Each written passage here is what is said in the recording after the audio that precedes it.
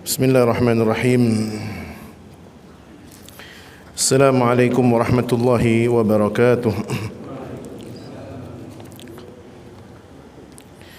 Innal hamdalillah nahmaduhu wa nasta'inuhu wa nastahdihi wa na'udzu billahi min shururi anfusina wa min sayyiati a'malina. May yahdihillahu fala mudilla lahu wa may yudlil fala hadiya lahu. Asyhadu an la ilaha illallah wahdahu la syarika lahu. وأشهد أن سيدنا وحبيبنا وشفيعنا وقرة أعيننا محمد وعلى آله وأصحابه ومن سار على نهجه واقتفى أثره إلى يوم الدين. اللهم لا سهل إلا ما جعلته سهلا وأنت تجعل الحزن إذا شئت سهلا. رب اشرح لي صدري ويسر لي أمري wahlul 'uqdatam min lisani yafqahu qawli. Radina billahi rabban wa bil islami dina wa bi Muhammadin nabiyyan wa rasula, amma ba'd. Ma'asyiral hadirin wal hadirat, para jamaah kaum muslimin yang dimuliakan Allah Subhanahu wa taala, para jamaah Masjid Al-Manar yang mudah-mudahan senantiasa mendapatkan lindungan dan keberkahan dari Allah Subhanahu wa taala. Alhamdulillah, pada kesempatan hari ini kita sudah berada di penghujung bulan Rabiul Tsani. Berarti kurang lebih sekitar berapa pekan lagi? 18 atau 17 pekan lagi menuju bulan Ramadan. Benar enggak? Iya. Rabiul Tsani, Jumadil Ula, Jumadil Tsani, Rajab, Sya'ban. 12, 8, 12, 13, 14, 15, 17, ya kurang lebih 17. Wahiyya tamurru marras sahab. Harinya berjalan bagaikan jalannya awan. Mudah-mudahan Allah Subhanahu wa taala mempertemukan kita dengan bulan suci Ramadan yang akan datang dalam kondisi sehat walafiat, tanpa ada kurang satu apapun. Dan mudah-mudahan Allah Subhanahu wa taala memberikan keberkahan bagi kita dan bagi keluarga kita. Amin ya rabbal alamin. Ibu-ibu sekalian, bapak-bapak sekalian yang dimuliakan Allah Subhanahu wa taala, kita membahas peristiwa pasca perang Tabuk. Beberapa peristiwa yang terjadi setelah perang Tabuk. Di dalam kitabnya Al-Imam Al-Mubarakfuri ini ada sedikit penjelasan. Beliau mengajak kepada kita untuk membahas beberapa hal yang berkaitan dengan apa yang telah dilalui dalam kehidupan Rasulullah sallallahu alaihi wasallam. Ketika Rasulullah sallallahu alaihi wasallam meninggalkan perang Tabuk yang memiliki kisah yang cukup panjang dan bahkan meninggalkan pelajaran yang cukup besar, bukan hanya bagi kita umat akhir zaman ini, tetapi juga pelajaran besar bagi para sahabat yang hidup di masa itu. Salah satu di antaranya adalah bahwasanya fitnah bukan fitnah omongan, tetapi ujian itu akan senantiasa ada dan bisa menimpa siapapun, termasuk di antaranya bahkan seorang yang disebut dengan kibarus sahabah, seorang sahabat yang cukup senior, sekelas Ka'ab bin Malik, yang ternyata di dalam perang Tabuk itu, seperti yang kita bahas pada pertemuan sebelumnya, beliau tidak ada niatan untuk bertakhalluf, tidak ada niatan untuk menyelisihi perintah Rasulullah SAW. Tetapi itu tadi, akhirnya rasa malas, menunda-nunda, bilang kalau kebaikan nanti aja. Ya, saya pernah dulu berbincang Pak, dengan salah seorang jamaah haji ketika saya masih belajar di Tanah Suci. Ada seorang jamaah saya umurnya cukup tua. Ngobrol di tanah suci. Ada satu hal yang beliau sampaikan. Salah satu di antaranya adalah beliau yang selalu menunda-nunda pergi haji. Kebaikan kan pergi haji nih. Apalagi yang nunda-nundanya sampai sekarang. Ini mungkin penyesalannya susah. Sekarang ongkos haji udah berapa? 80 juta lebih. Kalau kita ketemu dengan jamaah haji yang haji tahun 97, jazakumullah khair, 98 atau sebelum reformasi lah. Ada gak di sini? Yang haji tahun 90-an ada di sini? Ada. Pak Haji tahun berapa? 75 pakai kapal laut. Oh, udah pesawat, udah. Masih ingat biayanya Pak Haji? Oh, pesawat pertama yang disewa oleh pemerintah untuk haji. Masih ingat biayanya Pak Haji? Masih ingat biayanya? Ongkos? Hah? Iya, ongkosnya masih ingat. Oh, kru. Oh. Yang ingat saya bahwa ayah saya itu nggak tahu 350.000. 350.000 sekarang pergi ke Bandung aja nggak cukup tuh. 350.000 bawa mobil ke Bandung aja itu cuma buat bensin doang.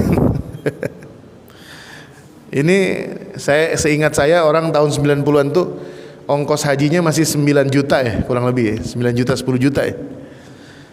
Mulai naik itu setelah reformasi. Setelah reformasi, krisis moneter itu mulai menembus angka 11 juta, 13 juta. Terus naik. Waktu itu beliau jamaah itu berangkat tahun 2008. Ongkosnya itu udah sekitar 29-30 juta. Belum menembus 40 belum. Itu aja beliau menyesal. Menyesalnya apa? Sebenarnya bukan ongkosnya. Yang beliau sesali adalah usianya. Kenapa saya baru berusaha untuk pergi haji? Jadi beliau cerita, beliau itu berasal dari keluarga yang cukup kaya raya. Jadi duit 30 juta itu gampang. Tetapi dulu punya kebiasaan di keluarga beliau itu salah satu di antara prestis keluarga mereka itu kalau sudah bisa jalan-jalan ke Eropa atau ke negeri tetangga, ke Singapura atau ke mana itu, Amerika, Jepang, kemana-mana saya udah Ustadz, kata beliau. Tapi saya ketika baru nyadar itu ketika usia saya sudah umur 60 tahun. Kenapa saya tidak terpanggil? Dan saya itu setiap kali dinasihati oleh teman kantor, dinasihati oleh tetangga itu ketika masih muda nih, umur 40 50, pergi haji. Itu jawabannya selalu gampang. Begitu juga kita nih, kadang kita diajak kebaikan oleh seseorang itu sering kita lupa bahwasanya bisa jadi kebaikan itu tidak akan kembali kepada kita lagi. Apa yang dialami oleh sahabat Ka'ab bin Malik dan dua sahabat lainnya itu, mereka yang memiliki hati-hati yang penuh dengan keimanan ternyata tidak mengira kalau ujiannya sebegitu dahsyatnya. Ketika menyelisihi perang bersama Rasulullah, ini bukan berdampak ketidaksolidan saja, tetapi dampaknya kepada ketaatan kita kepada Allah dan Rasulnya sallallahu alaihi wasallam. Nah, ini perang Tabuk. Sepulang Rasulullah sallallahu alaihi wasallam dari perang Tabuk, Al-Imam Al-Mubarakfuri menyebutkan ada 5 peristiwa besar. Ada 5 peristiwa besar yang terjadi di kota Madinah setelah mereka pulang dari perang Tabuk. Dikatakan oleh al-muallif, wa fi hadhihi sanati waqa'at iddatu waqa'i' laha ahammiyah fit tarikh.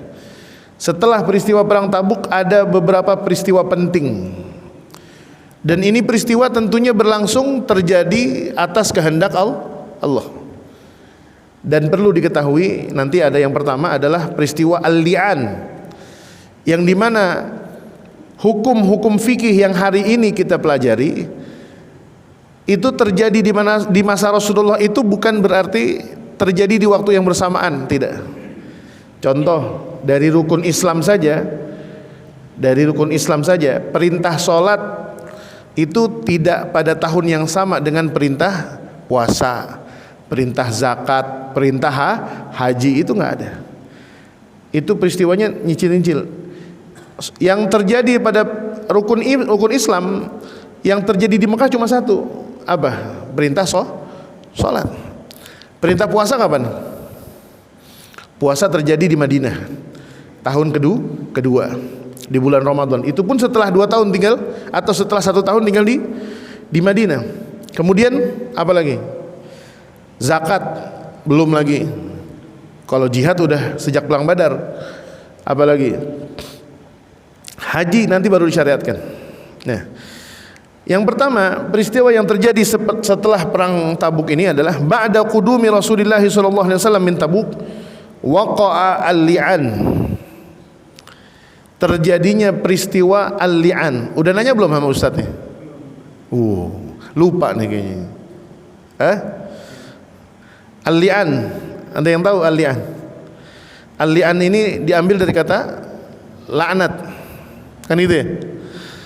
Jadi kalau di literasi Indonesia, saya menyelaraskan dengan apa namanya? Iya, kalau di dalam literasi Indonesia ini fikihnya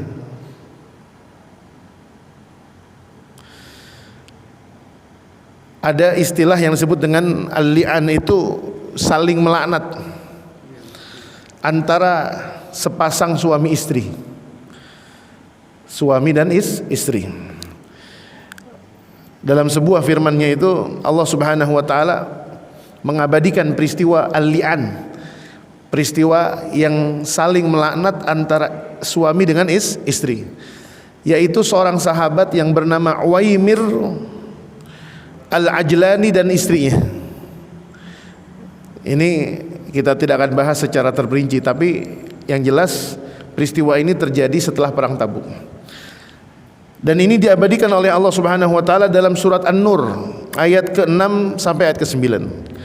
Walladzina yarmuna azwajahum wa lam yakul lahum syuhada illa anfusuhum fa syahadatu ahadihim arba'u syahadatin billah innahu laminas shadiqin wal khamisatu anna la'natallahi alaihi in kana minal kadzibin. Ini salah satu di antaranya ini.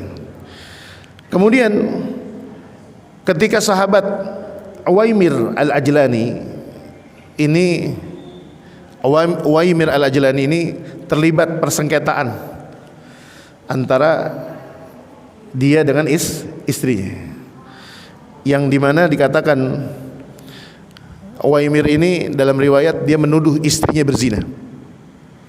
Ini berat ya Pak. Kita boleh nggak nuduh perempuan berzina ketika diboncengi oleh laki-laki yang bukan suami? Boleh nggak Pak? Ada perempuan diboncengin sama laki-laki yang bukan suaminya, boleh nggak? Nggak boleh. Kita diprotes sama Gojek ntar.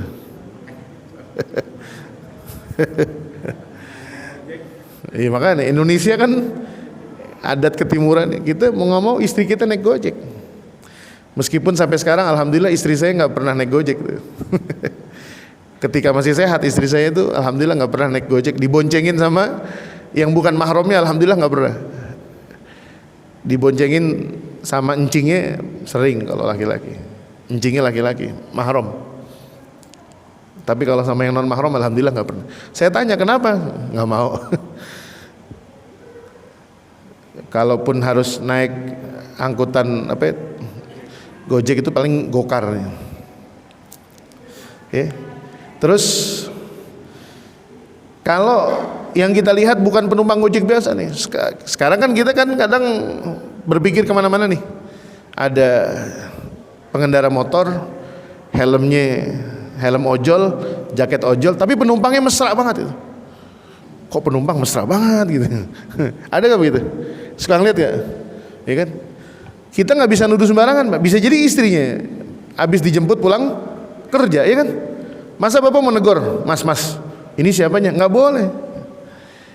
Bahkan sekalipun kita melihat ada sepasang perempuan dengan laki-laki yang bukan mahram, dia keluar dari satu kamar, kita kemudian menuduh dia berzina, boleh nggak? Nggak boleh. Maksiat boleh, kita katakan dia, wah ini bermaksiat karena dia berdua-duaan di dalam satu ruangan yang bukan mahram, berkholwat, itu bisa. Ayo ditertibkan pasangan-pasangan yang bukan mahram, yang di kafe-kafe, yang di kos-kosan, ayo boleh. Tapi ketika kamu berzina ya, meskipun mohon maaf nih ya, bahasa fikih nih ya, meskipun keduanya diketemukan dalam kondisi tidak berbusana, apa kita sebut zina? Oh nggak boleh. Wah Ustaz Atik terlalu longgar nih, anak-anak kos demen nih. Bukan longgar. Memang dalam hukum fikihnya tidak boleh semudah itu. Menuduh zina itu syaratnya harus memiliki 4 orang, arba'u syahadatin billah, 4 orang saksi. Kalau dalam fikihnya nih, makanya saya tidak akan jelaskan, nanti saya akan tanya ke Ustadz. Siapa? Ustadz Rahmat. Nah, ingetin nih, 3 minggu lagi ketemu beliau. 3 minggu lagi ketemu beliau nih, ya. Saya sekalian izin aja deh sekarang nih. Saya Rabu kelima nggak bisa hadir, Ustaz. Mumpung inget nih, saya Rabu kelima ada acara di Bandung.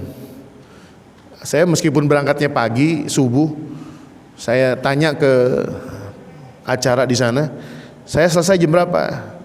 Zuhur, Ustaz. Wah, zuhur ke Jakarta, langsung ke Selipi udah. Mendingan saya nyobain sate Marangi dulu lah. Ya. Jadi izin ke Ustadz Fauzan, Ustadz Abu Fauzan, Ustadz Azhari. Jadi Rabu kelima kalau Ustadz Rahmat bisa ngisi bagus juga. Jadi biar nggak kosong. Nanti ingat tanya kan Ustadz, li'an hukumnya li'an itu apa? Nah, perzinahan dalam Islam itu bisa diisbat, bisa ditetapkan ketika ada 4 orang saksi yang melihat terjadinya proses hubungan terlarang itu. Dan hubungan intim, bukan hubungan cuma, apalagi kalau ketutup sama selimut udah nggak bisa itu. Ketutup selimut aja tuh, atau enggak pas digerebek di hotel, yang satu tidur ngadep ke barat, satu ngadep ke timur. Ya hukumannya bukan zina, tetapi berkumpulnya laki-laki dan perempuan yang bukan mahram, tidak memiliki hubungan mahram. Itu yang di Indonesia yang bisa menerapkan ini cuma satu, Aceh doang. Selain Aceh ada nggak? Nggak ada. Nah ini harus jadi bahan pertimbangan nih. Saya udah cerita belum? Di lingkungan saya ada bayi yang dibuang nih. Udah cerita saya? Udah. Oh belum. Mungkin ngelihat berita di TV nggak tuh? Ada seorang bayi masih lengkap dengan ari-arinya itu dibuang di daerah Kebayoran Baru, Cipete Utara. Itu daerah saya, Pak. RW saya itu. Terjadi di RT 10, saya RT 1. Jam 5 subuh, Pak. Ada bayi dibuang di selokan. Masih hidup. Tetapi memar karena dilempar dari lantai 2. Diketemukan di selokan. Kebetulan itu jatuhnya di bawah jendela dapur salah satu warga. Jadi warga jam 5 lagi nyiapin sarapan buat keluarganya, ada bunyi nangis bayi nih. Kebetulan orang Betawi nih, Betawinya rada lebay dikit nih. Kata dia apa? Jangan diparanin. Ini kayaknya bayi jadi-jadian gitu. Sampai 5:30 suara bayinya kagak hilang. Emang bayi manusia. Di dalam goodie bag berwarna biru, di dalam selokan yang ada airnya, Pak. Ini dibuang. Kalaulah ini anak bukan hasil perzinahan saja sudah dosanya luar biasa. Wa wa'dal banat, kan gitu ya, membunuh anak. Apalagi kalau ini anak dibuang karena dari hasil perzinahan. Itu di grup warga, Pak. tokoh-tokoh masyarakat ngecam. Yang disasar siapa? Para pemilik kos-kosan. Dan dalam fikih kita, dalam agama kita itu zina itu innahu kana fahishatan wa sa'a sabila. Zina itu kejahatan, keburukan, dan sejelek-jeleknya jalan. Innahu kana fahishatan wa sa'a sabila. Luar biasa, Pak. Itu gempar, Pak. Meskipun udah ketahuan siapa ibunya, ketahuan siapa pacar dari perempuan itu. Tapi ini tadi nih, Islam itu tidak pernah berbicara tentang hukum setelah kejadian, tetapi Islam menerapkan hukum itu sebagai tindakan preventif sebelum kejadian. Contoh nih, Pak, kenapa Islam itu terkesan menakutkan? Potong tangan, kan itu ya, mencuri, potong leher, pancung, itu hukum. Syaratnya apa? Kalau terjadi, kalau nggak terjadi ya udah. Artinya apa? Supaya orang tuh ditanamkan dalam pikiran nih, kalau saya membunuh, maka saya akan dibunuh oleh aturan, gitu. Coba dah, orang Indonesia sekarang kan udah mulai tertib nih kalau lampu merah. Meskipun sekarang akalnya panjang, itu plat motor ada yang ditaruh solasi, ada yang ditaruh daun. Jadi kalau dia ngelanggar tuh sama kamera hilang satu huruf. Ini otak Indonesia nih mah ajib luar biasa. Pakai solasi, pakai lakban. Padahal tujuan pemerintah untuk menerapkan hukum itu apa? Nyari duit pemerintah? Nyari duit nggak? Enggak. Dipertimbangkan dengan berbagai sisi, dari segi udah yang langgar lampu merah yang robos 500.000, betul nggak? 500.000. Kira-kira kalau yang robosnya selamat nih, seret, robos lampu merah, robos selamat, kata dia, nih gue hebat nih, hebat. Itu lagi beruntung.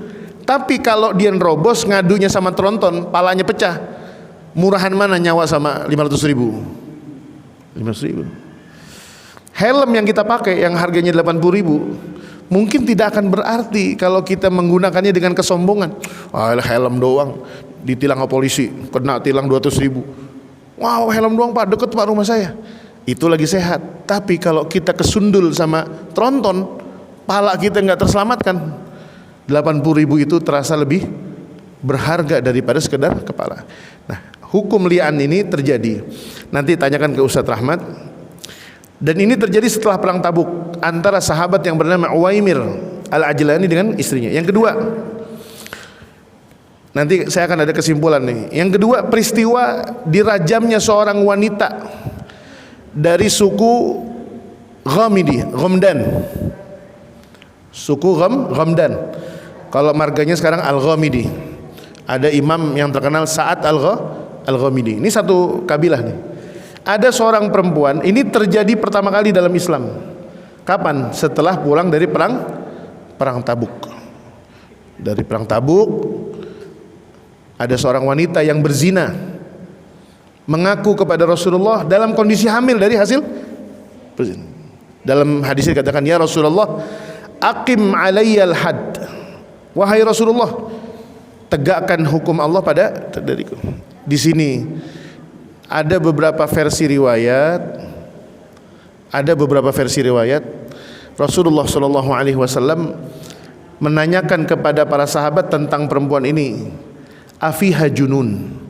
Apakah perempuan ini ada gangguan jiwa, ada kegilaan apa enggak?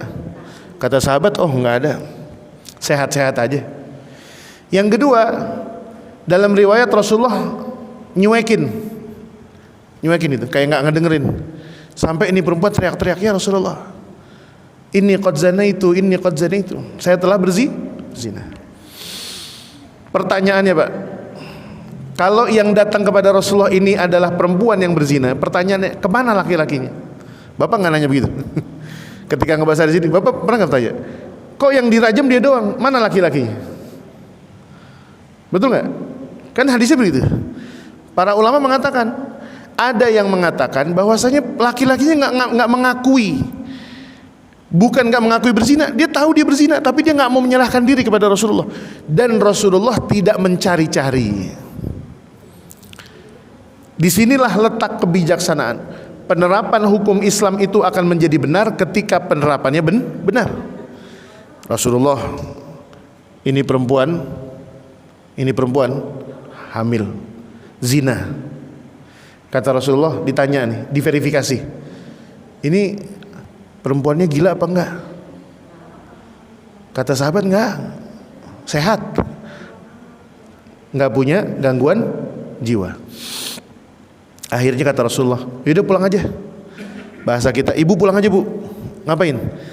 Lahirkan aja bayinya dulu. Setelah dilahirkan ini perempuan, bayinya datang kepada Rasulullah dan mengatakan, ya Rasulullah, ini udah saya lahirkan. Kata Rasulullah, irdi'i, susui dia sampai 2 tahun, Pak. Artinya kan lama nih prosesnya.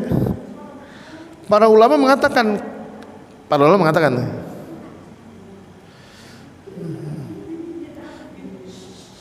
kalaupun ini perempuan kemudian menarik pernyataannya gitu ya, kemudian beliau meninggalkan Rasulullah SAW dan tidak mengakui apa yang telah dia lakukan, kata para ulama, nggak akan ditarik-tarik sama Rasulullah. Misalnya nih, kata Rasulullah kan ini, udah lahirin dulu anaknya, udah susui dulu, terus dia nggak balik sama Rasulullah, nggak diambil, segitunya Pak. Tetapi ini perempuan ketika datang setelah menyusui anaknya selama 2 tahun, anaknya sudah 2 tahun, kemudian datang dan kemudian Rasulullah rajam. Kenapa dirajam? Karena perempuan ini adalah wanita yang sudah menikah. Kalau yang berzina gadis itu cukup dicambuk. Tetapi kalau yang sudah menikah maka dirajam. Ya kan? Jadi kalau laki-laki atau perempuan yang belum menikah dia berzina, fajliduhum samanina jaldatan. Kalau laki-laki dan perempuan yang sudah menikah dan kemudian berzina, maka dia harus farjumuhum, maka dirajam. Pelajarannya, ketika wanita ini kemudian dirajam, kemudian mati akibat rajaman itu, ada ungkapan dari seorang Umar ibn Khattab. Umar bin Khattab itu memberikan ungkapan yang kemudian dari ungkapan ini beliau ditegur. Apa kata Umar? Ya, jelek banget matinya. Matinya jelek banget gara-gara berzina. Rasulullah ketika mendengar omongan itu beliau langsung memerah mukanya, tersinggung dengan ungkapan Sayyidina Umar ibn Khattab radhiyallahu anhu, sambil mengatakan, wallahi ya Umar, demi Allah wahai Umar, perempuan ini sudah datang menyerahkan diri kepada Allah untuk bertobat dan membersihkan dosanya di dunia, dan dia tidak akan menemukan dosa sedikit pun di akhirat nanti. Ini Pak, jadi ini pesan buat kita para pendosa nih, yang masih mampu bertaubat di dunia sebelum datangnya ajal. Ini kesempatan terbaik kita. Kenapa? Karena kalau nyawa sudah keluar, dosa masih tersisa, nggak bakalan selesai kecuali melewati pengadilan akhirat. Nggak akan bisa ini, ya kan? Dosa, segala macam dosa, dosa rumah tangga, dosa ibadah, dosa apa lagi? Etanol. Ada kan, ada dosa baru ini, dosa etanol 10% apa macam-macam nih Pak, yang bikin rakyat susah nyari bensin.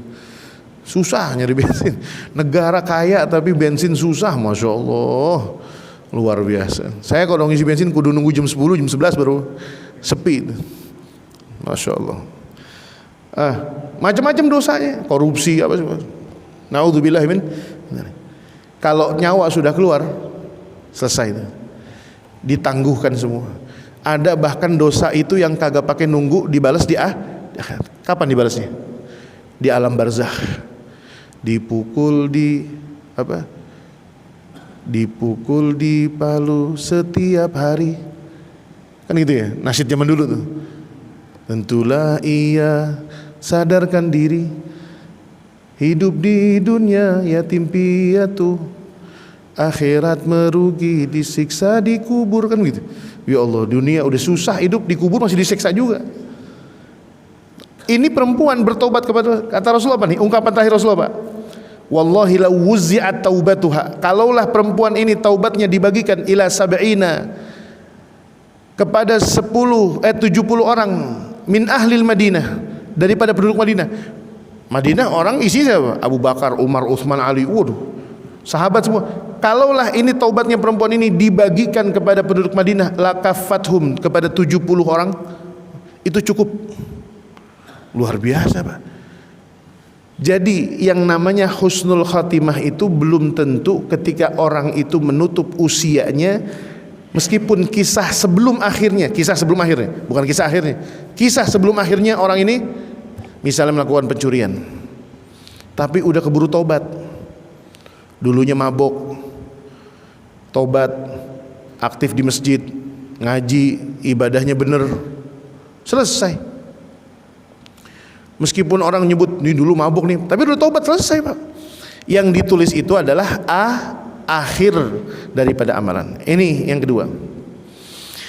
Kemudian tuwfiya an-najih. Oh, yang tadi siapa? Laki-lakinya nggak ada kan? Gimana? Karena Rasulullah nggak mencari tahu untuk dikejar-kejar. Ngomong-ngomong, ente zina sama siapa? Panggil, rajam sekalian. Kagak, Pak. Karena yang diutamakan dari dosa ini adalah as-sitru. Kalau memang ingin taubat, tutupi dengan taubat Anda, jangan kisahkan lagi. Saya kurang setuju nih kalau ada dai mubaligh yang dulunya nakal ceritain, wah kalau saya sih dulu minum whisky sehari sebotol. Jangan diceritain, tutup dosa Anda tuh, tutup. Cukup bilang apa? Saya dulu orang nakal, Ustaz. Udah. Saya dulu adalah tukang maksiat, selesai. Jangan wah Ustaz, saya kalau pelacur mah yang dari mulai 100 ribuan sampai 10 juta saya pernah. Jangan diceritain. Punya dosa diceritain, jangan, Pak. Enggak, Ustaz, supaya memotivasi para jamaah. Bukan. Al aslu fit taubati as-sitr.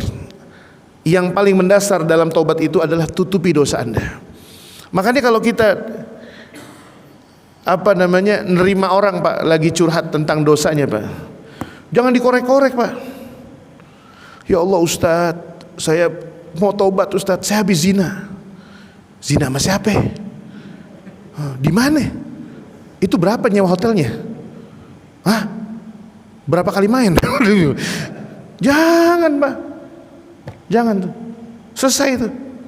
Udah cukup zina, selesai udah. Jangan ditanya. Jangan.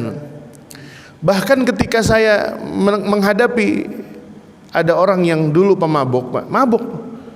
Dia minta waktu, saya pengen taubat.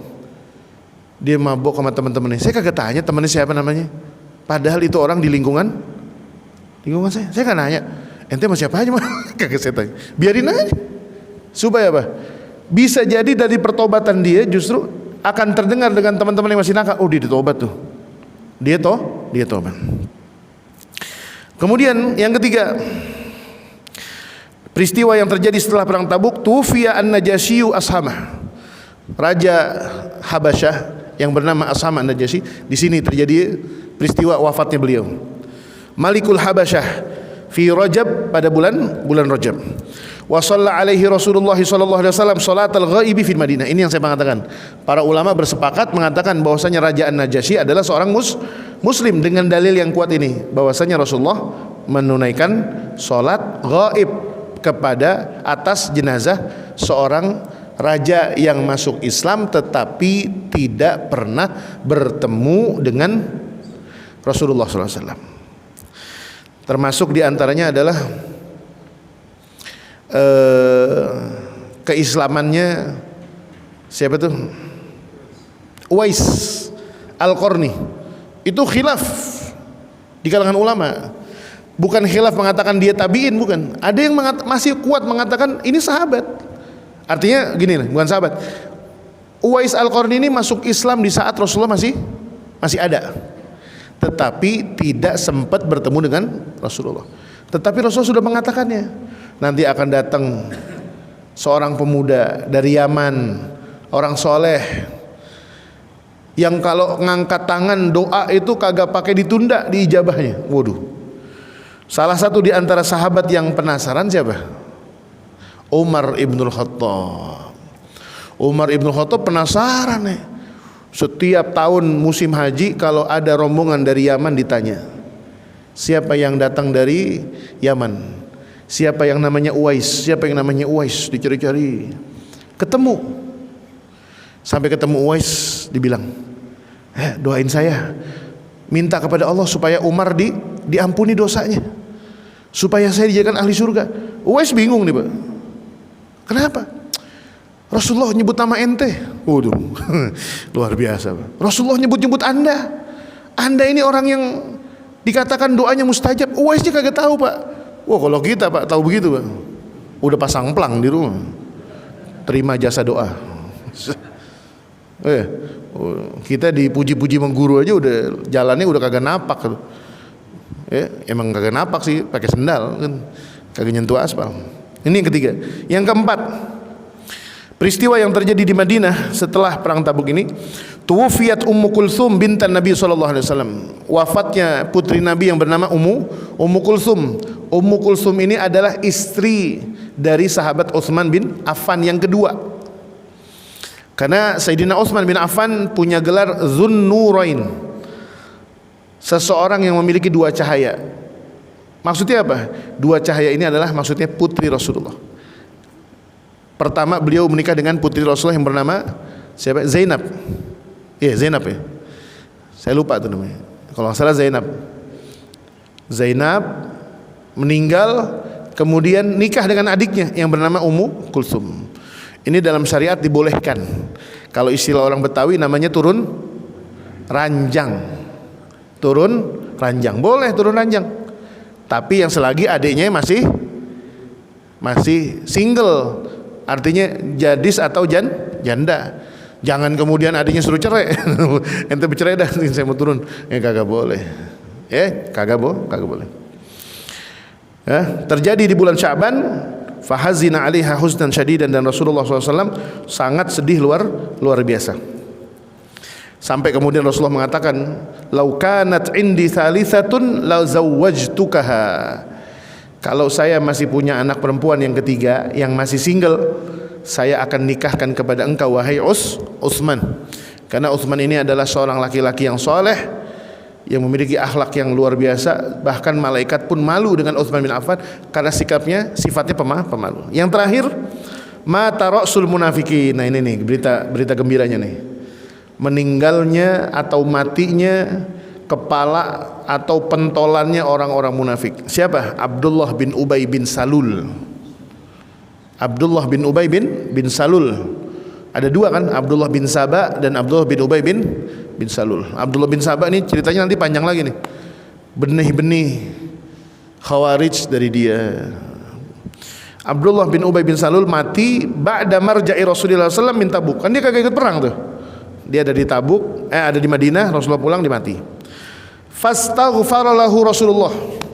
Tetapi Rasulullah masih pengen meminta ampun kepada Allah untuk orang ini. Ini saking rahmat ya, Pak. Saking rahmatnya Rasulullah. Dan kemudian beliau berusaha untuk menyolatkan. Pengen nyolatin, mati, pengen disolatin, tapi orang munafik. Dan kemunafikan yang nyata, yang jelas. Tapi Rasulullah SAW sempat dilarang oleh Sayyidina Umar ibnul Khattab. Rasulullah jangan, ngapain sholatin? Orang munafik nggak usah. Tapi Rasulullah karena sifat kerahmatannya, di sini nanti ada pelajaran besar. Ketika Rasulullah selesai mensolatkan, dapat teguran daripada Allah Subhanahu Wa Taala, yang dimana Rasulullah SAW dikatakan wala tusalli ala ahadim minhum mata abadan wala taqum ala qabrih. Ini jelas nih, Pak. Makanya berat nih. Kita zaman sekarang kalau ada orang munafik meninggal, kita diundang lagi. Saya pernah nanya nih kepada salah seorang ulama, guru saya, gimana guru, ini orang mati terakhir minum bir nih, matinya mulutnya masih bau bir, boleh nggak kita sholatin? Atau kita memberikan persaksian kepada dia? Kata guru saya, kalau nyolatin boleh, selagi dia itu meninggal masih memiliki 2 kalimat syahadat, statusnya masih orang fasik. Tapi kalau dia sampai kita mengatakan ini orang baik, ini Anda jangan berucap, tinggalin aja, doain aja, Allahumma firlahu warhamhu wa'afihu. Nah, ini peristiwa yang terjadi setelah perang Tabuk. Pertemuan yang akan datang, insya Allah masih ketemu di minggu yang akan datang. Ini kita akan bahas tentang hajinya kaum muslimin ke Mekah, tidak bersama Rasulullah, tetapi haji bersama, dipimpin oleh Sayyidina Abu Bakar As-Siddiq, dan beberapa catatan penting yang ditulis oleh al-muallif tentang perang-perang yang sudah dilalui oleh Rasulullah, dan sampai nanti akan datang peristiwa yadkhuluna fi dinillahi afwaja. Madinah akan sibuk karena banyak tamu yang datang ke Madinah untuk menyatakan 2 kalimat syahadat. Nanti kita akan bahas di pertemuan yang akan datang. Wallahu a'lam bishawab. Wa sallallahu ala nabiyyina Muhammadin wa ala alihi wa sahbihi wasallim. Walhamdulillahi rabbil alamin. Kurang lebih mohon. Assalamualaikum warahmatullahi wabarakatuh. Nah. Saya ingin tahu ayat yang turun di masalah 5 ini tuh dari Al-Quran surat apa? Boleh, nanti saya akan berikan.